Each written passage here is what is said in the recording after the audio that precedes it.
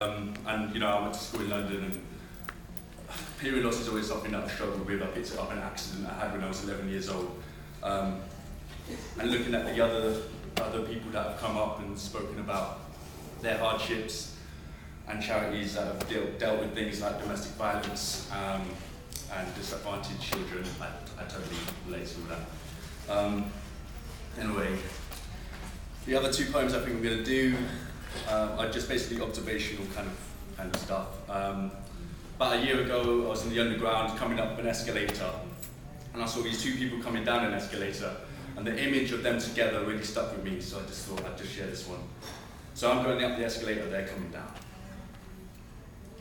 A man in a suit and a woman in a dress step onto the silver chipped teeth of an escalator. As time becomes a statue, they show me that standing on escalators is for people in love, for people with the best reason to stand still, but keep moving while they stand on this endless loop, passing time together on chains of steps, pulled by a leather belt that could run round the world in a week. The woman is one step behind the man. Their bodies space each other at the perfect height, for the woman to dress him with her long arms flung around his body like her favorite thing. I can see his heart clasped lightly on the tunnel of his sleeve, and they move down slowly to where the steps flatten and glide into a landing strip.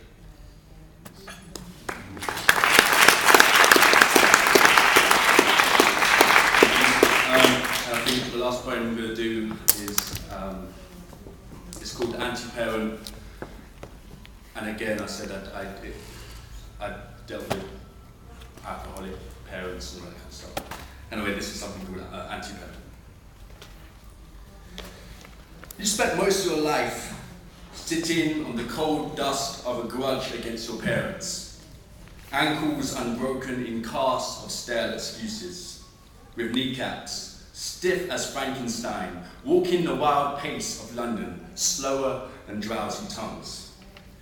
Your yellow drunk eyes grate ice into the glass mist of your vision when they see me.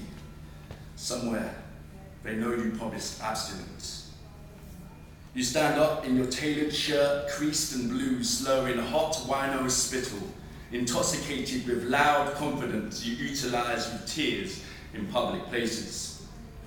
You are old and depressed because you have run out of pub restrooms to lock yourself in.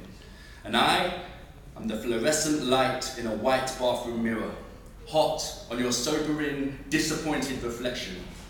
When you realize you threw a milk bottle through your wife's window because she called you a barstool activist. And all you wanted from the bar was a little bit of courage.